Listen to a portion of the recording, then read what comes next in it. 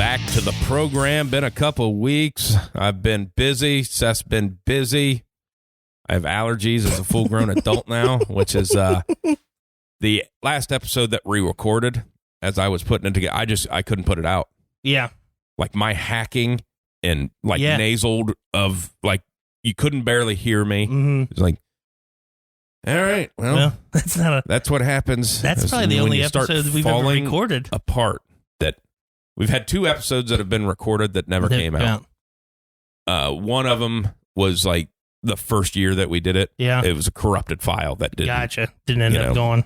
And then the sick before I knew exactly what I was fucking. Not that I know what I'm doing now. You should have done it, but it was like I don't know how to fix this. Yeah, of like. Then this last one was just so fucking bad. You should have uploaded and just put, good luck. This is my sick finals or something like that. Like the Jordans. Yeah, it's a Jordan game. It's the Jordan game. This is my Jordan game. Sick, hungover, drunk, maybe, whatever. whatever it is. Oh, I heard this one joke the other day. I thought it was pretty funny. He said, 12-year-old boy hears some noises from his parents' room and he opens the door and parents are just going at it. He goes, "Dad, what are you doing?" He goes, "Go to bed, son. I'll be in there 20 minutes. I'll come tuck you in." Says, shuts the door and he goes down. 20 minutes later, the dad goes down there. Hears some noises coming from son's room. He opens the door and the son's banging his grandmother. He goes, "What are you doing?" He goes, "It's not that funny when it's your mom, is it?"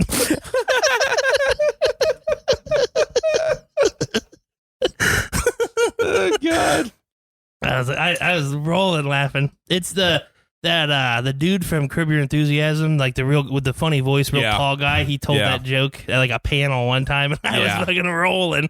Yeah, he's funny as when I was a kid. He was Super Dave Osborne. When I was a kid, he had I think it was on HBO. It was like a half-hour show. Yeah.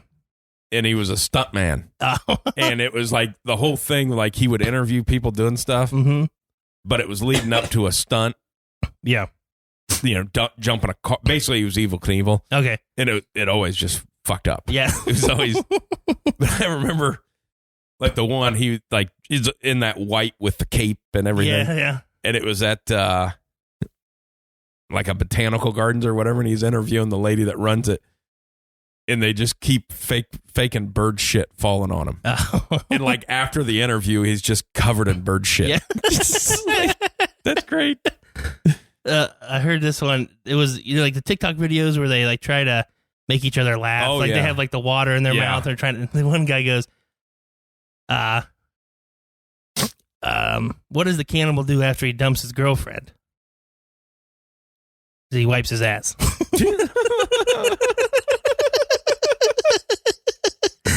That one got me. I was like, what is the kid? I mean, he just fucking spit water everywhere. It's like my favorite one of those is just the girl. For some reason, she was wearing a Batman mask and she goes, "Say what you will about pedophiles, at least they never speed through a school zone." Yeah. That's good. That's good. Those are some of my favorite clips of I love a good joke. Oh, yeah. Like I've tried to write some, but I'm not a writer. Yeah. But like just a good solid. I know they say dad jokes is like, well, those aren't really like dad jokes are they're funny, but like they're the lamer, not harmful ones. Yeah, it's the harmful ones. These ones that you're calling dad jokes involve a lot of fucking. Oh yeah. For some reason. Oh yeah, that and the stereotyping ones that they do. Oh god, they're funny. Yeah, so funny. Oh, Shane Gillis was talking about like the one he did on like pedophiles or something like that. Yeah, he's like, because I was at my eighth grade niece's volleyball games, and he goes, "Let me tell you," and like the whole crowd's listening. He goes, "I'm just kidding." He's like, "But that's the only thing you got to say is like if you want to get out of something, somebody asks you to come watch something, you just look at them and go, what grade are they in?" They still wear those shorts. What grade are they in? I think that was a Dimitri Martin thing when he first burst onto the scene. He goes, "You can just turn anything creepy by just adding ladies." Yeah. Like, hey, this water's pretty good, ladies.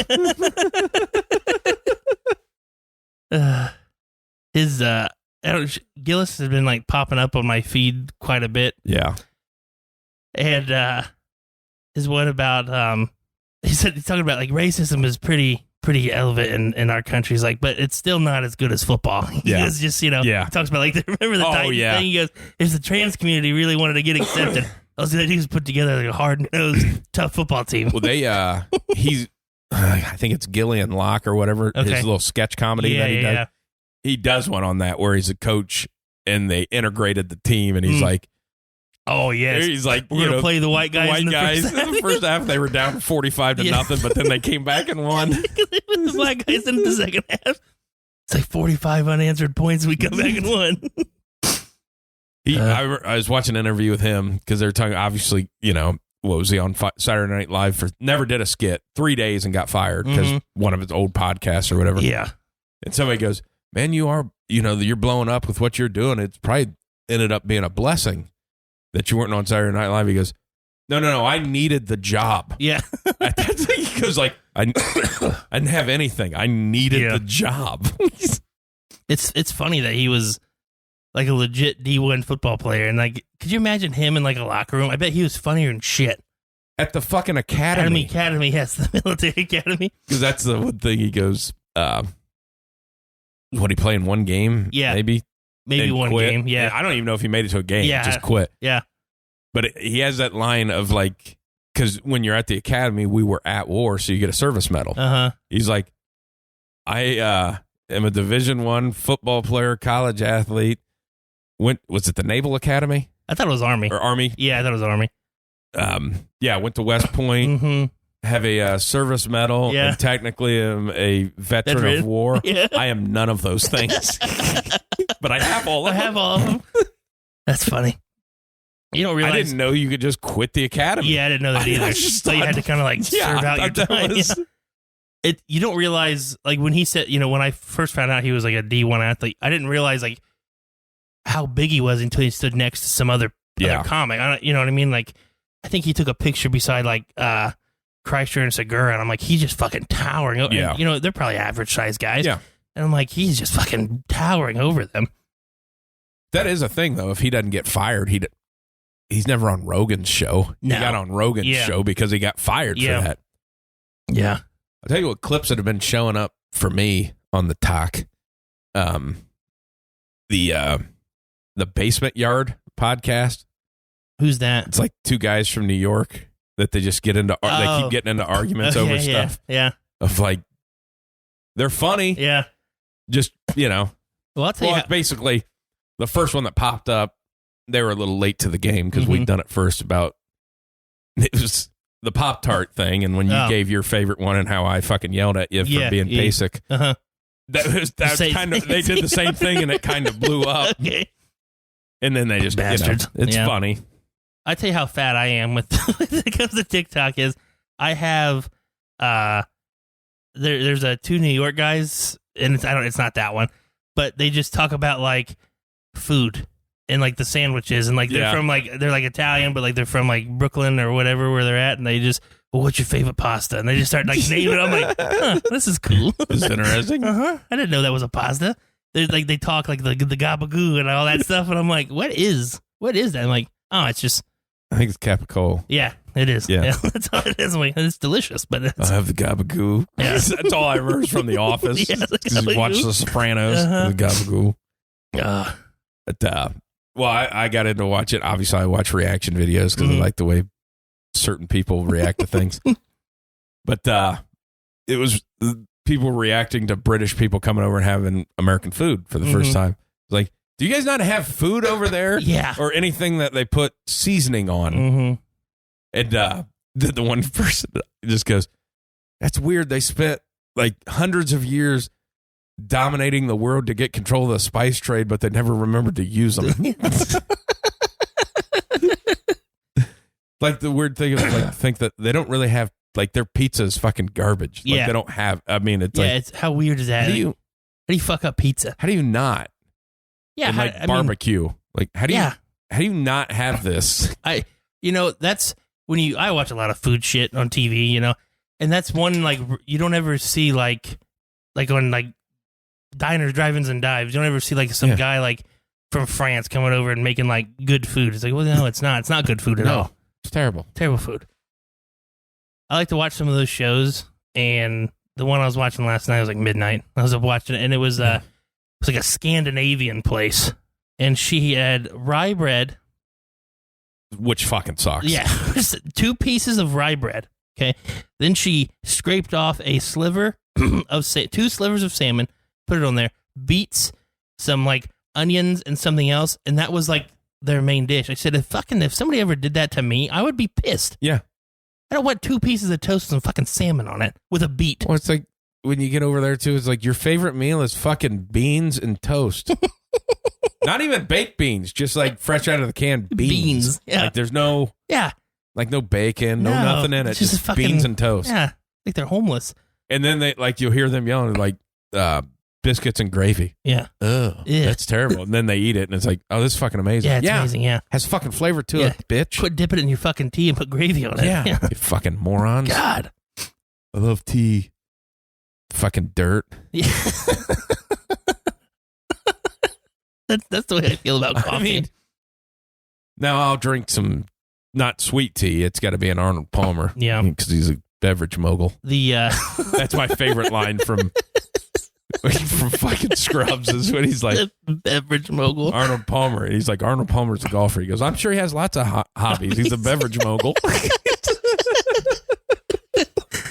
Hell, back when everybody got COVID and I got it, it messed up my smells pretty good. And I used to like the smell of coffee. I hate the taste. I used to like the smell of it. Now it smells so bad to me. The other morning, my wife's getting ready for work. Coffee's going on. I got the kids running around, and I went, man. Said it was like 6:30 in the morning. I'm like, the baby shit already this morning. And I checked. I'm like, oh no, it isn't. And I'm like, it's a fucking coffee. It smells to me the same as what my son dumps in his diaper. She might be doing it wrong. I think she's doing it wrong. It's like, it smells horrible to me now. It's awful. Because that's I seen it's obviously like a roasted coffee or whatever. It has a good smell to it. Mm-hmm. And it was a guy, like he had a smell in his house. So he's like, I don't know what it is. Yeah. And to get rid of it, he took a spoon and then just like took a lighter and just heated the spoon. Mm-hmm. And then just scooped some coffee grounds into the hot spoon and walked around the house. Like and it was like burning essence. Yeah. It just has the coffee aroma now. It's like, that's pretty fucking smart. Have you on your TikTok, has the people who do like the what do you want to call it? Like the weird tricks around the house that you can do, like hacks, like house hacks or whatever. Half the ones that I'm like, you're doing way more work. Like the one, just grab a fucking wrench. Yeah, like the one I saw. It was like when your broom handle breaks. It was like, here's what to do when your broom handle breaks, and it was like you had to cut the cap, the bottle off like a pop bottle here, like a one with like tread on it, grooves. Screw it to the thread, as whatever. Some of us would call it. Screw it to the broom, the head of the brush. Yeah. Then take the other one, screw it on there, and then you twist it back together. I'm like, I'm just buying a new broom. Yeah, they're not expensive. Exactly. I'll just go ahead and buy a new broom. And that's one of those ones of like, you meet people, they have brooms for like 15 years. Yeah. Because unless you're fucking about, when do you break a broom? Exactly. What are you sweeping? Do you snap that freaking handle? You might be a bit aggressive. Exactly. You trying to sweep your carpet? Yeah. Fucking weirdos. But it's always weird stuff. If you need this, you can do this. I'm like, what? Yeah. No. Or you could just use a screwdriver. Yeah. I don't need to weld something together to make it a wrench. Like I just have one of those. Yeah. If you have your own smelting pot, you can make it. If you have your own welding set, why don't you have wrenches? That's what I want to know. You could melt down this aluminum and then pour it into a sand mold that you made. And then you can take this bolt out. Yeah, exactly. Okay. All right. Look, you can just do anything else. Yeah, some of those pop up. I'm like, that took way too long. Yeah. I would have forgot what I'm using it for by the time I was done making this thing. Like, what did I need again? That and then the ones where they'll share a movie clip, but the clip's too long, so they speed it up. Yeah. And it sounds like the fucking chipmunks. Yeah. I'm like, well, this is dumb. that, and I hate the ones where they're like, like and follow for the next. I'm not gonna do that. No. I'll just not watch your next video. Yeah, it'll be I'll just either as put easy. it all in, Or don't. Yeah. and then I catch myself of people doing an explanation of, I'm going to do my top 3 plays of all time. Yeah. And when I was going through this, I was looking for this. That just show the fucking plays, jackass. Nobody cares about your thought process. Yeah. I hate the ones where You're basic white. Yeah, exactly. Nobody cares about you didn't play. Yeah. It's just your opinion. Or some of the ones the guy will do he'll do research and he'll go, who is the top 3 shooting guards in this class? And okay, I'll look for it. And it's like and follow for the next video. I'm like, well, I just tell me who. Like, there's only probably 8 of them. Yeah, like, just name them all. I don't need the stats. Just give me the list of names. Yeah. Fucking people. They don't hey, this isn't YouTube. Yeah. This is TikTok. Like, it's supposed to be instant gratification. Mm-hmm. And if you're not giving it to me, I'm moving on. Yeah, exactly. Yeah.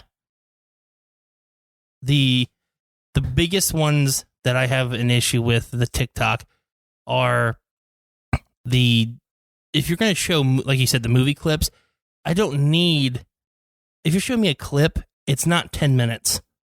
Yeah. I don't need a part 1 at the top and then you have to scroll again for the part. No, just, it's a clip. A clip should be less than a minute or less of the movie clip. Well, and then they show you, like, they give you the clip and then it cuts off right before the payoff. Yeah. Like, what are you doing? Yeah. I'm not following you. I know you're trying to do that to, try to get them to look at your page. I'll tell you what I'm happy is when I got a trend is like all the reaction videos on Twitter where the people reacting are eating lunch. Yeah. Like, why is this? Why am I watching you eat? Why am I watching you eat? He's like, well, people really like it. It's like, no, they're watching the clip that you're reacting to. They're not watching you. Uh-huh. I don't care that you had spaghetti and salad. Yeah. Nobody cares. I follow this one guy. I don't even know if I follow anybody on TikTok. I just scroll and whatever pops up. But there's this black dude who does like food reviews all around. He's pretty funny with his food reviews, but he tried Raising Cane's for the first time. And he took a bite of just like the plain piece of chicken strip. He's like, oh, it's like chicken strip. I'm like, yeah, what did you expect? Like, it's chicken strip. And he dipped it in the sauce and he's like, oh, yeah, that's a lot better. I'm like, yeah, like it's chicken strips, man. Dude, I don't know what did you expect going into this? I get so pissed off at people for Raising Cane's that act like that fucking sauce is the greatest thing ever invented. It's like a fucking ketchup and mayonnaise based sauce with a couple other things in it. Yeah, it's not rocket science. It's not. They're like, oh, dude, that sauce, though. It's like, well, you like just get that in your kitchen. Yeah. I mean, it's nothing special. I'll tell you what, it's not that special of a sauce because you can now buy it in Walmart.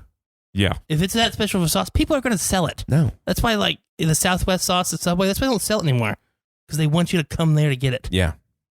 If I can buy, a sauce, well, I'm not going to go there to get it. It's weird. Fucking people. I hate them so much. I know it. I know. Do you get all your pipes and stuff fixed at the course? Oh, buddy. Is it worse? Fixed several.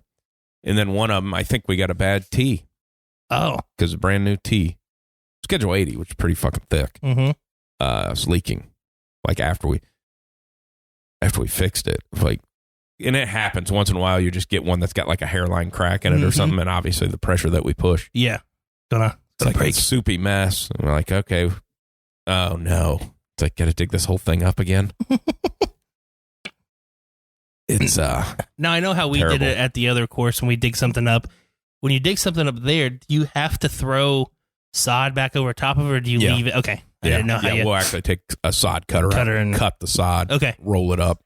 Gotcha. I figured that. I know it was a little bit different than the way we used to do it. Which is super nice putting it back when it's 90 degrees, not raining, and no humidity of like, well, good luck keeping that sod alive. Exactly. Like, to go out and water it every 10 fucking minutes. It's a 10 by 10 square that's just brown and all this green stuff. Yeah. It was super wet before. Yeah. Oh, man. I watched this weird movie the other day. and I had popped up on a TikTok. It was like a top 10 movies that you start out one way but go a completely different way, and it was an old Western movie, and I thought it was going to be like a Cowboys and Indians kind of thing, and it did not turn into a Cowboys and Indians thing. It was called Bone Tomahawk. It had Kurt Russell in it and a bunch of other actors. Came out in like 2015 or 2016, something like that. And he's a sheriff, small town. There's a murder, like far away, like off, like close to like a reservation or whatever. And so they go trying to find, all this stuff. It's them and like 3 other sheriffs, a couple people in town, and they run into the Indians. Well, they're not just like your normal Indians of, scalp you and kill you. They eat you also and break your bones. And it just kind of turned into pretty standard. Is it pretty standard? They did a lot of that. Oh yeah. Well, that's the first movie that I watched where it wasn't like just like, arrows and stuff. Yeah. It was like they're breaking shins and, I'm like, oh, okay. Well, it just had that weird, like I thought it was going to be more of like a murder mystery kind of thing. Yeah. I'm like, oh no, this turned into a straight horror movie real fucking quick. Yeah. It was good. I liked it, but I'm like, the top 10 list of movies you didn't think it was like, that ended way, way different than I thought it was going to.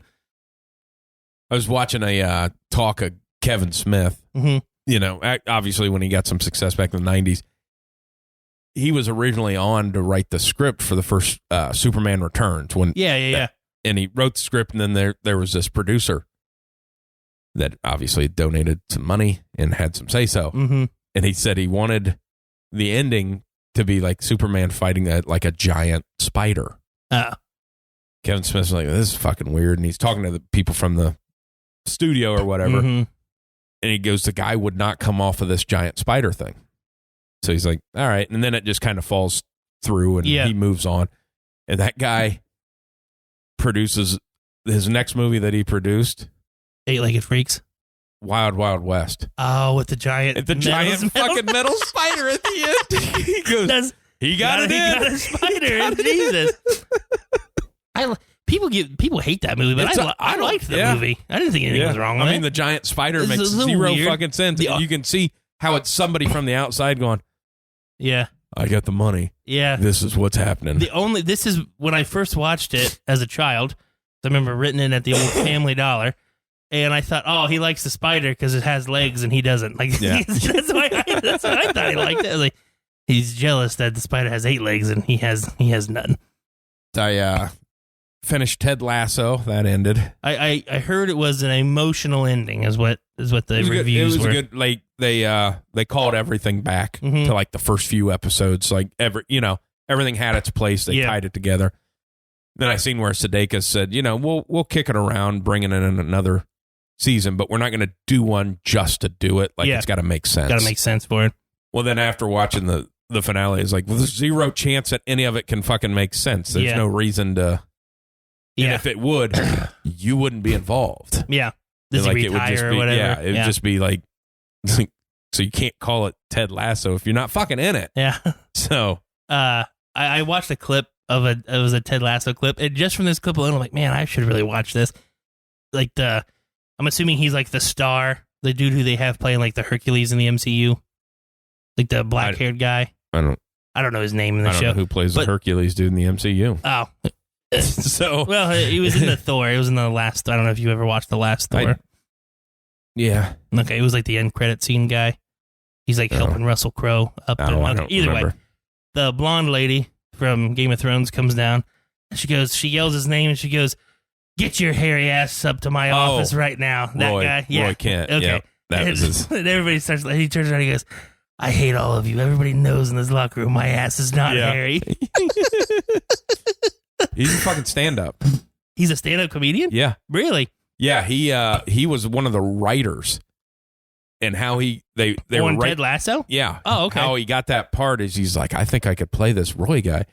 And he just put together a film, a clip, whatever you call it, and sent it into the other people and goes, hey, if you like, I think I can do this. If you like it, that's great. If not, we don't need to talk about it again. Yeah. And they've seen it and they go, I don't think we need to look anymore. He like cusses. His thing's like he cusses a ton, right? And he's got that hard kind of. Yeah. I fucking hate everybody. He's got the deep voice and he's got the yeah. The guy, it was a funny line. I'm like, man, but he's a comedian. Oh, okay, that makes sense. Everyone in this locker room knows I don't have a hairy ass. Yeah. None of you spoke up and said anything. It was great. Well, because the one thing is he retires and then he ends up being a coach. Okay. And he doesn't use a whistle. He just yells whistle. So like when they're at practice, they just go whistle. I've done that before. I forgot my whistle at practice before. Everybody looks at you. I'm like, you stopped it. Yeah. But the last season was all right. Each episode was like an hour. So they got away from like it. The first season was about soccer and about like his story and the owner's story. But it's revolved around this team. Yeah. And then it starts expanding. And then when they got into hour episodes, it's like half of it is about this side character. And then the other half will be the soccer team. Okay, well, this is you're getting a bit much here on a storyline that if it's your last season, I don't fucking care what happens to this guy. Yeah. I don't care. Are they setting up for like spin-offs or, I mean, could be. Is that why they, but I always think that like when you add new characters, it's your last season, like you're starting some kind of Well, they got into some mental health thing in season 2 of like, hey, this is a comedy. Yeah. And the whole thing of Ted Lasso was a feel good. Yeah. Like it made you fucking feel good. Yeah. Because he was so positive. And then you got into like this mental health thing of like, well, now I'm just starting to feel bad. So I feel sad. What are we doing? Bring that shit back up. Let's get happy. I did watch, I don't know if you ever watched Dave. Oh, yeah. Was that Lil Dicky? Lil Dicky. Yeah, I've never watched it, but I know what you're talking about. You said it's funny. It's funny. Yeah. He gets a little bit too much into showing his ass. Oh. He's like all the time. All the time. But the last season just came out, or the final episode. Yeah. I mean, I don't know how he gets the fucking cameos in there that he fucking gets. Oh, yeah. He gets a lot. But he gets everybody.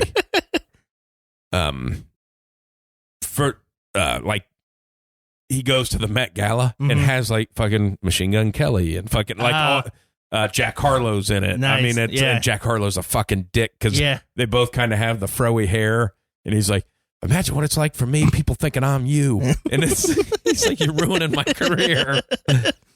But then like Rachel McAdams is in it, and that's he loves He's her. like his crush or whatever. So then he writes a song for her, and they do a video. So the last episode, they're shooting the music video, and Rachel McAdams is in it. Yeah. With fucking Brad Pitt. Why is he? That's funny. Here's the thing. Yeah. Brad Pitt's not just a cameo. He's in the whole fucking epised. That's hilarious. The main character of the whole fucking episode is Brad Pitt. Or hilarious. I mean, obviously the co-main or with him. It's like, that's cool. You know, he was in for 2 minutes, has a funny scene. Yeah. And then it moves to the next scene, and he's at his house, and fucking Brad Pitt shows up, and he's in the rest of the episode. That's funny. It's like, how the fuck? Do you? Who are you? Who are you to have these people in this? But which I feel Brad Pitt does a lot. Like if it's something funny, like he'll do it. Yeah, I feel like he's like that guy. Fucking funny. His on the Dave, one of the clips I saw, and it was like I would probably enjoy the show if I watched it. No, but he's like talking to somebody, and he's like, I really want to start being serious and start taking this seriously. And like the lady in the back goes, why don't you quit fucking your fans then? He's like, okay. Yeah. Well, it's like the way I would, if you watch Curb Your Enthusiasm, it's like Larry David's a rapper. It's kind of how it plays. It. Like it always just goes into like the first season. Like everybody's a fan of him just because he viral videos. Yeah, it like he's supposed to do, like this show for like his girlfriend's school or whatever, and he shows up and he's all nervous. And he's got like this really cool fucking jacket on. Well, then it turns out that somebody else overtakes the show because his niece goes to that school and it's fucking Macklemore. So they're going, and everybody's like, hey, man, fuck, cool jacket. And he's like, hey, thanks. And then like Macklemore takes over and starts fucking doing the show. And they're like, hey, man, that jacket's awesome. Where'd you get that? And he's like, thrift shop. Yeah. And then the song starts playing. It's like, that's fucking That's perfect. great. Oh, that is funny. Did you see any of the red carpet for Bert Kreischer's movie? No. It looked like Bert Kreischer's set up this. I mean, it was like nothing but. You said the cameos. The people that came to his premiere, that's like the star-studded people that came to his premiere, was unbelievable. Like, he had like legit actors come and watch this, and I'm like, who the hell is coming? Who thought that, hey, this is going to be like a good movie? I'll come watch this. Other than it just being him, and he's a funny goofball. But all I seen was a clip of him talking about it when he's like, the people asked me what time I was going to show up. He's like, well, what time's it open? Yeah. Like, it opens at 3. So like the red carpet would be from like 3 to 7 or whatever. He's like, all right, I'll be there at 2:30. And they're like, well, no. He goes, well, no, I'm going to experience I want to see the people that are coming out to see me. Like, well, that seems like the way to do it. Yeah. I mean, hey, thanks for supporting. Yeah, you know. but they were like, no, you need to be there. Like, they're almost like 6. You should just be there and then walk in. He's like, no, I want to, all of these people that are there, like he's, like the freaking Bussin' with the Boys are there. Like Will and all these different people. And like Tom shows up late because he told him he wasn't coming and it was like a joke or whatever. He just starts fucking bawling his eyes out. Yeah. And I'm like, of all these, I know he's his buddy, but I'm like, of all these fucking people, you start crying because Tom showed up and he's still, you can tell Bert's drunk at this point in time. Because the Segura's mic'd up and he's like, I was so fucking mad at you for not coming and now you're here because I'm still mad at you. And I think it bombed, didn't it? I have no idea. I don't know. There's no way that it's any sort of good. Well, it's one of those. We've all heard the Machine story millions of times anyway. Well, this is not that, but. No, I know, but it's based off that. It did $9.8 million at the box office. I think it cost like $25 million to make, so you ain't getting any.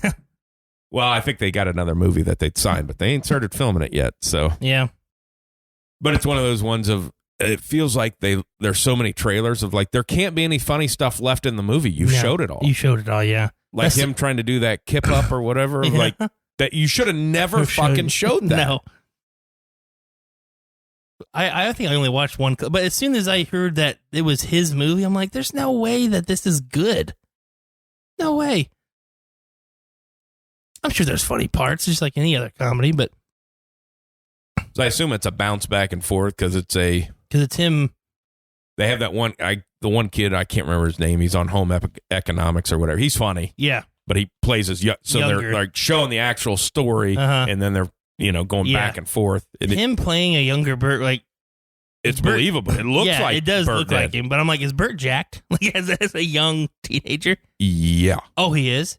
Well, he was a college baseball player. I knew he was athletic. That's Florida State. Oh, okay. Like he was, like they've shown video or pictures of him from his college days. Yeah. Like when he got to college, he was like, I don't know how tall he is, maybe 6'1". Yeah. He was like 6'1", 180. Oh. And then obviously fell into alcohol. Yes. Kind of he's got the alcohol gut. That's just exactly what he had. Yeah. But yeah, he was. Was he? I knew he was a college baseball player. But I've seen an interview with that actor, and he's like, yeah, Bert was like, man, we could just keep making movies. You could just play me. Mm-hmm. And he's like, yeah, this is the last time I'm playing Bert Kreischer. Like, I got other shit. He's like, and they ain't going to make another movie about your life. That kid was, I forget what it was called. It was, he was the one spray painting dicks on cars. It was like a high school, like. Oh, yeah. You know what I'm talking about? Like on Netflix? Yeah, it was on Netflix. Yeah. It was pretty funny. When he plays, I don't know if you ever seen that Home Economics show that he's on. But he is there's 3 siblings, and like one's like a teacher struggling, one's like a struggling, like there's always money problems between them and their families. Yeah. And then he is like not smart, but is like stupid fucking wealthy. Like he just got it, like just like, stocks and shit like that of like just next level fucking wealthy. Yeah. And it's always like, yeah, I guess I'll pay. Yeah. Like, it's like, so it's kind of like he plays the dumb guy that just has all the fucking money. No, but I was just shocked by the amount of people that just went to this thing, went to this premiere for this movie.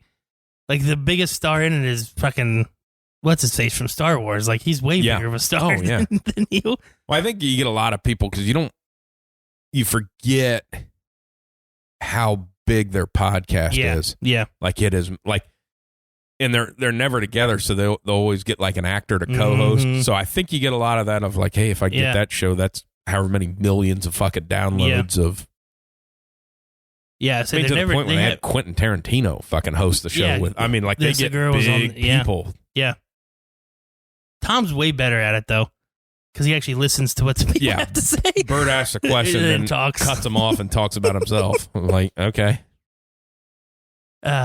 I think that was one. I forget who was on there, but it was like, how do you go with Bert all this time? He's like, well, we're kind of the opposites, so we just work well together. I'm used to the way that he is, and it just is what it is. Because that's one thing of like Bert, very popular, but is nowhere close to as popular. Tom Segura is like so massively huge. Yeah, it's like it. So I remember listening to those like when they first started out with like podcasts, and then they'd be on Rogan. It's like, I'll check out his Netflix. He's funny as shit. Like, I don't like Bert's specials. No. He only tells like 2 jokes, and they're mostly about his. It's like, the stories about his daughters. I love that he's coming to realize that he like basically fucked his children over because he only told stories about embarrassing shit that happened to them. Of like, hey, you realize like they're real people, and that people watch this. Like a lot of people. Your kids are idiots is basically what everybody thinks now. Well, the one show where Leanne called in and the one got in trouble for playing left, right, center with money. And fucking gambling in a dice game. All girls Catholic school or something like that. Dice game. Funny. I tell you what, though, the stories that they tell of like Tom's kids. Oh my God. Oh, those kids got to be just straight up assholes. Just that's all they are. Where he offers Bert like water and he got it out of the toilet. Yeah. Straight up just lied to him. No, I didn't get it out of the toilet. Yeah, those fucking. Yeah, I always like. I'll watch the Two Bears when Bert's not on it. Yeah, have a guest. Yeah, the one with Tarantino was pretty good because he's just interesting. I just like to hear people that are at the top of their game talk. And he's one that I like. He's I think he was on the Howard Stern the one time Tarantino was, and he was like, so the complaint that I hear is like, you don't let actors ad lib, and he's like, yeah, exactly. He's like, I write dialogue for them. He goes, most of the time, some of the actors who don't like it are just too lazy to memorize their dialogue, and they ad lib. He's like, that's not I'm paying you to read my shit. He's like, let's not make any mistake about it. But he's like, but if it makes sense, then we'll add it. You talk to me. If it's better, okay. Okay, yes. But it was just like, I'm like, I like that guy. But again, that's what he has made his money on, is the dialogue, and his movies are fantastic. I haven't even seen what his new one's called. I know who the people are in it are just his normal people that are like, I think Leo's in it again, and probably Samuel L. Jackson, but I assume so. Brad Pitt. Well, did you watch the trailer for the Wallflower? Or not Wallflower. The I think I sent it to you on Twitter. The one that Scorsese's doing with Leo with the Indians, the Flower Killers Moon. of the Flower Moon. Wallflower. Yeah. Killers of fucking hippie or a fucking Killers of the Flower Moon. Did you watch that trailer? I've seen the trailer. That's a really good trailer because I don't know anything about it. Like, I'm like, oh, okay, I know anything because you talk about it. That's the only thing I know. I told you about it. Yeah. Yeah. That was it was interesting. Yeah. Basically, the white guy is wanting to marry the Native American, and then there's obviously some conflict. A lot of murder. Yeah. Like, he's not. Yeah. I won't tell you about it. No, you don't have to. But from the trailer, De Niro's kind of like backing them, not liking the natives, and because they have so much fucking money. Yeah. So much money. It's the richest group of people in the fucking world. Oil. Yeah. Speaking of oil, how about that? The fucking Live Golf merger with the fucking PGA. I love it. I do too. Love it. That's so funny because like it was always bound to fucking happen. Yeah. But I love it to the point because Rory was being such a dick and wouldn't let it just don't fucking talk about it. Yeah. And then that happens and like, oh, so you're playing for the same blood money that you're giving these guys shit for? Dude, his interview was the most spineless interview I have ever heard in my... All you had to do, Rory, was keep backing what you were saying, and I would have had respect for it. I would have had respect for it, but you then backpedal whenever... Well, I still don't like Liv. It's going to go away. It's no, not, it's not. No, it's not. They'll name it something different. Yeah. Okay. Yeah, no, it's not going away. They are now the PGA with you. Yeah. And then the Monahan guy, we just couldn't afford to keep going to court with it. Like, yeah, they have more money than you. Like, what did you think was going to happen? This was always going to happen. Yeah. They had more money from you from the start, and we're spending it on golf. But to think about that, and then, they say, oh, these guys can reapply after a year to get back on tour. There'll still be fines and stuff. It's like, no, you're not going to find them. You're not going to do anything. No. You're going to let them back on because they were doing better in the majors than you are. Yeah, that's why you got upset. The guy won the PGA and finished second in the fucking Masters. Yeah. And they were like 7 of the top 10. The Masters was crazy. It was 7 out of 10. Yeah. Was all Live guys. All Live guys. And then, but then my favorite thing is how Rory got to be the face of the PGA. And obviously Monahan thought, hey, you're the most popular. Mm-hmm. You need to get out in front of this. You turned down $500 million. Yeah. That you're not going to get. And they're like, well, maybe some of this money will go to them. No, it won't. Nope. Because you turned them down and you're talking bad about Liv. They ain't giving you that fucking money. They don't care about you. Yeah, because you're a fucking nobody. Uh-huh. He doesn't win ever. No. He just fucking collapses. Yeah. I mean. Well, yeah. Well, last weekend he was like first or second going into Sunday, and then ended up being like ninth. Yeah. Like, what the hell? Yeah. Yeah, I just thought it was funny that I think I would have had a lot more respect for him if you'd have just said, like, yeah, this sucks. I don't know why it's happening. Like, if you'd have just went on with what you were going on instead of, this is, accepting of it. It was always going to be that way. Yeah. All the people fucking talking shit of like, hey, it's fucking coming. Yeah. They have $687 billion sitting in a fund. Yeah. They make more in 2 months of interest than your fucking sport makes all year. Yeah. You think that you can compete with them? Yeah, all the PGA guys were like, yeah, they just didn't have any TV ratings. They didn't give Who gives a shit about the TV ratings. The whole point of the thing was to merge because they really want to do the team thing. Yes, that's their goal. Their thing. Yes, and the newly named company that's going to come up is gonna be that. Mm-hmm. And then there's one guy that came out from Liv in his interview and says, it's funny, Rory says all that stuff, but ain't nobody going to want his little bitch ass on their team. It's like, that's fucking great. That is great. Yeah. The team thing, it's a good idea. It's a good idea. It's not, and nobody's saying it's every fucking tournament, no. But once in a while, I mean, okay, imagine if you have the one in Arizona, the Waste Management. Yeah. That's always a fun tournament. All the golfers talk about it. That's always a fun one because people are yelling, they're hooting and hollering. It's a big party. Imagine playing like a 4-man scramble on that one. That seems fun to me. Because that's what like people didn't understand when they were going against that of like, oh, the tour will crush them. It's like if Liv really wanted to crush the PGA Tour, they'd do it. Yeah. They just go to every one of your events and say, hey, we're having an event this week. The purse is $150 million. Mm-hmm. First place gets $75 million.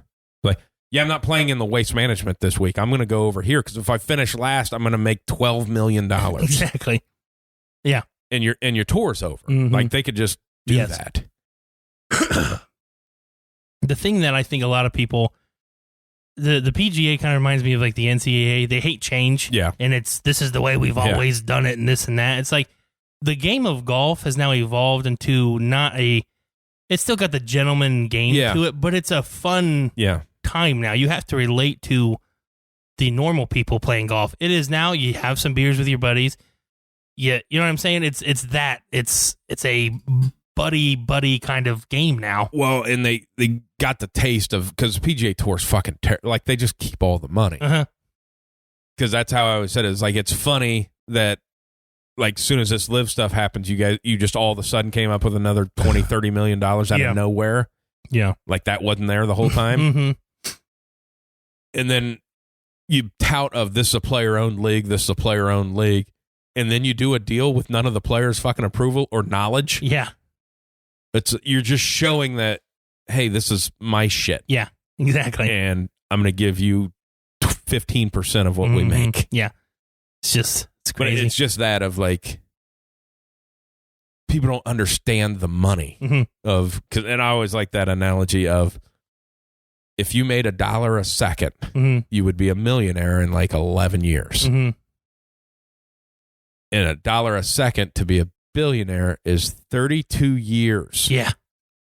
Yeah, exactly. So you have no concept of how much $637 billion is. Oh, exactly. They can do anything they want. And it's not like it goes down. Obviously, they're making interest on it. So, okay, what are you making interest? I have $50 billion a year in interest. Yeah, exactly. Plus, we keep selling oil. So this isn't going anywhere. No. We just like fucking print money here. So yeah, I don't have anything wrong with it. I thought it was obviously we knew it was going to happen at some point in time. PT was going to run out of money. Yeah, just no. If anything, instead of bitching about it, they should have tried to find a way to get them to sponsor the WNBA so they could have some fucking money. The men's league wouldn't have to keep paying for it. That's funny though. I just like how it's the people are making such a big fucking like deal about it. It's like, how did you not expect something to happen? Picking a side like it was going, like they were going to fucking. It's like, you don't know these people. You're not a good golfer. Yeah, you'll never have a chance. Exactly. What are you fucking talking about? That's why I think John Rahm said it on the McAfee show. He's like, people want to act like we're not still friends with these guys. Yeah, it's like we play golf. It's my fucking neighbor. Yeah, exactly. But I feel like Rory was like, nah, fuck everybody that went to live. Yeah, fuck everybody. I'm not talking to anybody. I assume he doesn't have many friends anyways. Yeah, I could imagine that. It's like, well, he's really good friends with Tiger. It's like, well, that's weird in the first fucking place because Tiger's fucking weird and he's not friends with anybody. No, I can't imagine Rory and Tiger being friends anyway because Tiger seems like he likes to have fun and Rory seems like an uptight bitch. Yeah. Like when Tiger hands Justin Thomas the tampon, that's funny. Yeah. They're friends. They're friends. I don't feel like Tiger can do that to Rory because he'd be like, what the fuck's wrong with you, man? You really hurt my feelings because I have curly hair. Fucking bitch. Yeah. Don't like the way Rory walks or celebrates and weird. And then people talk about like, oh, he's got, this and this. He's won 4 majors or whatever. And then he's got like 20 something. It's like, you're talking about being an all-time great, like, you're like fucking VJ Singh. Yeah, exactly. Like that's what your stat line is of like. You're a name. You're going to say he's an all-time great? Like VJ Singh was fucking phenomenal. Yeah. But he's not at the level of anybody the fuck else. No. I mean. 4 majors. There are, how many people? There's Koepka has 5. Yeah, exactly. I mean. Yeah, there's people on freaking Live that have, or at least 3. Yeah. What's Dustin have? He has 3, doesn't he? 2 or 3. He's won. I know he's won the Masters and he's won a couple other ones. And here's one on the Rory thing. Rory, if he wanted majors, he couldn't go to Live because he wasn't qualified for the fucking majors. Yeah. He couldn't play in them. Because he's got to be running out of exemptions. And then he would have got in for 1 year for being whatever in the world, but now you're not getting points anymore. And if you don't finish top fucking 10 in every major, you don't get a play in it the next year. Yeah. So he would have never played in a major because he can't fucking win one. Yeah.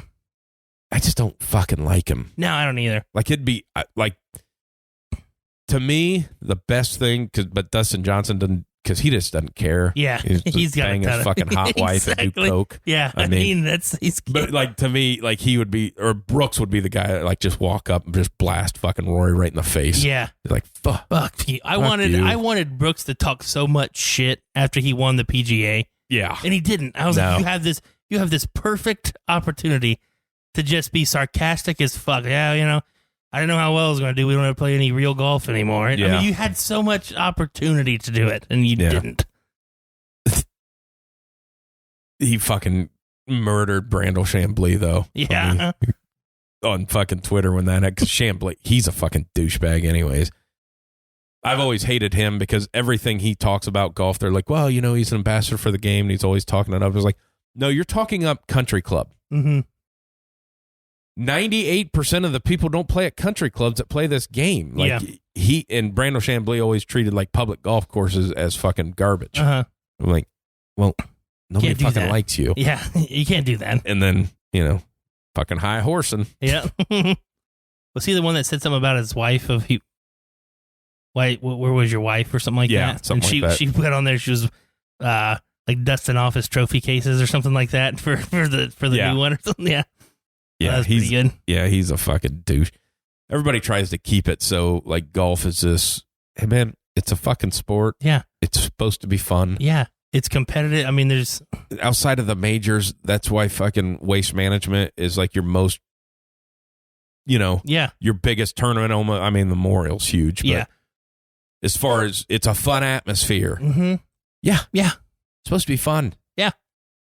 The Memorial is a fun atmosphere. Yeah. People are, out walking around, drinking, have a good time. Yep. I mean, yeah. Hell, the houses on the course, they have parties in the backyard. Oh, yeah. Or they'll let people like rent their backyard for parties. I saw that one time. That was cool. Because I remember walking down one of the back stretches there, and then there was porta potties. Out there, and I was like, "Why the hell is there a porta potty outside? There's a house right there." And somebody like wearing the yellow whatever staff shirt at the memorial. He goes, "Well, people rent out their backyards to people to have parties for the memorial." I'm like, "Huh, that's interesting. Yeah. I didn't realize that." Well, it was me and Nick and our other buddy. We're down there for a practice. We're in high school. Yeah.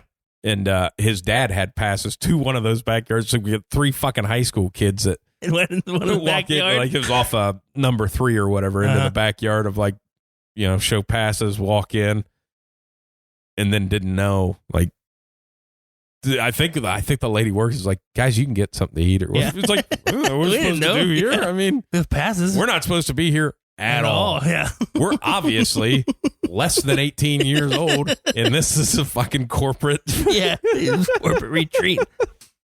That's funny. And it's a practice round. Yeah. Oh man, but no, it's the live golf thing. That's funny that they merged. I just want to know what the see my thing before they merged. I thought it would be cool to have a tournament where it's like a Ryder Cup. Yeah, against, like a top 10 or whatever against each other. Like that would have been. Didn't want to do that. No, they didn't. No, they didn't want to do that. No, it was. Yeah, it was. I thought that would have been a cool idea to do that. I think my favorite thing is, I think it was on McAfee when that happened. I think Ty said it. Goes, I bet Phil's not going to be quiet at the Masters dinner next year. He might be the one to fucking pop Rory. I mean, if anybody, Jesus, yeah. He's got brittle bones, so he drink that coffee for his arthritis. Break his hand. It's such I still love that. I'm like, oh, they're just trying to sports wash everything so everybody forgets. Like, they don't need to sports wash shit. You still drive your fucking car. Yeah. They're doing fine. Doing fine. Well, because that was the other thing is that Monahan came out and brought up like last year when that happened, bringing up 9/11. Yeah. I was like, dude, so now it's okay? Yeah. Dude, so that was like you're getting the money? That was the most uncomfortable interview I've ever. Like, you brought up 9/11. What the hell does that? What in the world? Yeah. Because some of the people were from that country. I mean, what? Yeah. That. What the fuck does that mean? It's going to happen again if we have a golf. But then a year later, when the money's going to you, it's okay. It's okay. It's all right. I was just joking. I'd love to be that in the room of that negotiation. And it's like Monahan trying to big chest it. And you're like, fuck, you ain't got what it takes. You want to be a part of this tour? It'd be like $30 billion. And the guy's like, done. Yeah. And like, okay. All right. Well, here we go. Shit, we should have more. Yeah. Undersold it. Yeah. They just bought golf. Is what happened. Yes. You sold golf. The people that you bashed for a year, you just sold the tour to, basically. Yes. They just get right of first refusal on donating money. Yeah. Like, okay. You mean how you have 0 partners that can do that? Just them. Yeah. All right. It's funny. How you get to be the fucking commissioner and stuff of that is amazing. Yeah. I'm just like, what is he? Yeah. What is he is before this? I mean, I assume just worked, worked his way up in the. Yeah. It's great. Kick him off the tour, Doug. Yeah. Kick him off the tour. The Hoven guy won the memorial, and then like the next day was caddying for his buddy, his college buddy for the Open. Yeah, that's cool. Good for him. He's probably tired as shit, but good for him. Yeah, you just fit because they call it the longest day in golf. Yeah, because they always that's the toughest one is in Columbus because it's always the day after the memorial. Yeah. So all the tour players that are playing in that aren't qualified are in that qualifier. Yeah, you better be on your fucking shit. Yeah, exactly. But I won the memorial. Now I got to caddy 36 fucking holes in one day. Yeah, Jesus God. That's a lot of golf. Yeah. I did 36 holes in a day one time, and I just felt like sleeping when I got home. On a cart. Yeah, exactly. I don't even know. I think I drank the first 18, but the next 18, I was like, oh, man, we got to keep going. Yeah. Get another hot dog. They used to do that back in the day. It was, it was something to raise money. It was the 100-hole challenge. You'd get sponsors and stuff. And you had to play 100 holes in a day. Yeah. And you just, you'd have a flag on your cart and then everybody else knew that if you came up, they had to let you through. Oh, okay. And that was just this fucking sucks. Yeah. I don't. I'm kicking the ball at this point. I'm tired of swinging. Well, I had a member once. They set a record. It doesn't last long because for some reason there's a lot of people that do it. Uh-huh. It was him and he was a chiropractor, fake doctor. And his partner is another fake. It's like the gay most partner, or just his no. golf partner. No. Business partner and golf partner. Gotcha. They could be homosexual. I don't know. Oh, okay. I thought that's they're both married. Gotcha. Okay. Could be shading that out too. My bad. I don't know. I don't know what chiropractors do on their little trips when they learn how to crack your knuckles. But fully insert it in the rectum and then have them clench and then pull. Perfect. You pop that first joint. But I think it was a Guinness record for most holes played in a 24-hour period. They played all the way through the night. Oh God. And no carts. Oh. It was hit up a 5-iron and a fucking putter. Yeah. And they jogged basically the whole time. Oh my God. And it was talking to him. He's the next day, the stems units or whatever. He's basically I was on the couch all day with electrodes hooked up. Trying to get my legs to work again. I was well, just have somebody crack your back and you'll be fine. Fucking loser.